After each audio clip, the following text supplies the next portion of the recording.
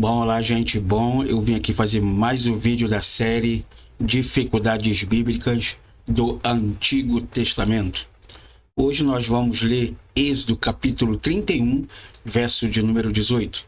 Um texto assim um pouco meio que enigmático, né?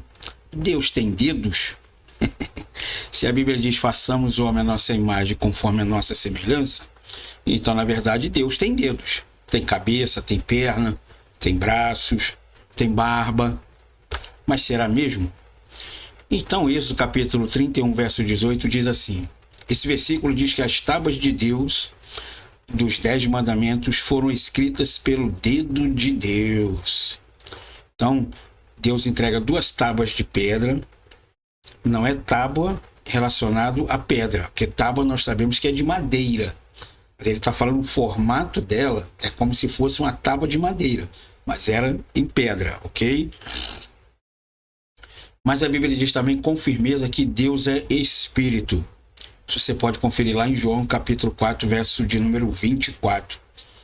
Quando Jesus está falando com a mulher de Samaria, né, o samaritano, no poço, né, que ele diz que Deus é Espírito, importa que aqueles que o adorem em Espírito e em verdade.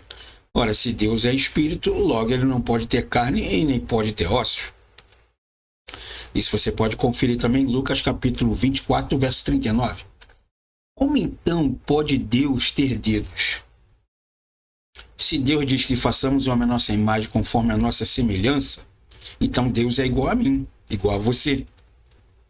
Tem cabelo, tem olhos, tem mãos.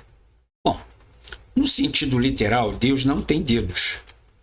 A expressão dedo de Deus é uma figura de linguagem que indica o envolvimento direto de Deus na produção dos 10 mandamentos.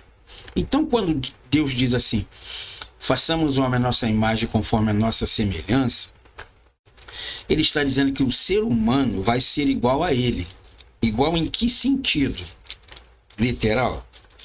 Algumas coisas sim. Como, por exemplo, a Bíblia diz que Deus se arrepende, né? Você também se arrepende.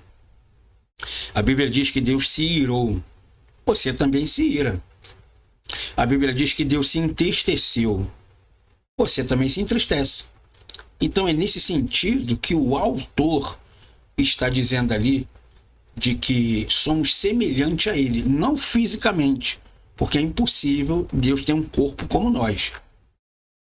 Então quando ele fala ali que o dedo de Deus escreveu, primeiro que nós temos que entender que é uma figura de linguagem. Por quê? Porque dedo não escreve. O que escreve é a caneta, é um lápis, né, uma tinta. E escrito pelo dedo de Deus, a gente tem que entender que é uma figura de linguagem dizendo que é ele que está apoiando aquilo, é ele que está assinando embaixo, é ele que está atestando aquele documento, aquela situação, seja o que for. Entendeu? Então, nesse sentido, a expressão dedo de Deus é uma figura de linguagem que indica o envolvimento direto de Deus na produção dos 10 mandamentos. Essa figura é chamada de antropomorfismo. Antropoformismo. Antropo, que vem de homem, e morfismos vem de forma, de alguma forma. Então, alguma forma semelhante ao homem em que Deus se assemelha a ele. Então, falar com Deus com termos humanos, uma linguagem mais simples para você entender. A Bíblia usa muitas figuras de linguagem ao referir-se a Deus, inclusive com braços. Se você pode ler em Deuteronômio capítulo 7, verso de número 19, com asas, em Salmos capítulo 91, verso 4, olhos, os olhos de Deus estão em todos os lugares. Você vai ver isso em Hebreus capítulo 4, verso de número 13. E nós também costumamos fazer esse tipo de linguajar, né? Quando está chovendo muito, você diz assim, olha, hoje está chovendo pra caramba, né? Pra caramba, o que é isso? Pra caramba não existe. Tá chovendo água, né? Se alguém pede para você fazer uma coisa, aí você fala assim, olha, nem que a vaca tussa. A vaca não tosse. Entendeu? Então é esse tipo de relação que o autor aqui está querendo colocar, entendeu? Lá no livro de Gênesis também, quando Deus fala do Jardim do Éden, ele usa muito aquela figura de linguagem na questão do rio, dos 4 rios, né? Em uma parte deles, ele diz exatamente que um dos braços do rio, o rio tem braço? Não, na verdade é uma parte de um córrego que é parecido com um braço no desenho do mapa geográfico, entendeu? Então nenhum desses casos deve ser tomado literalmente.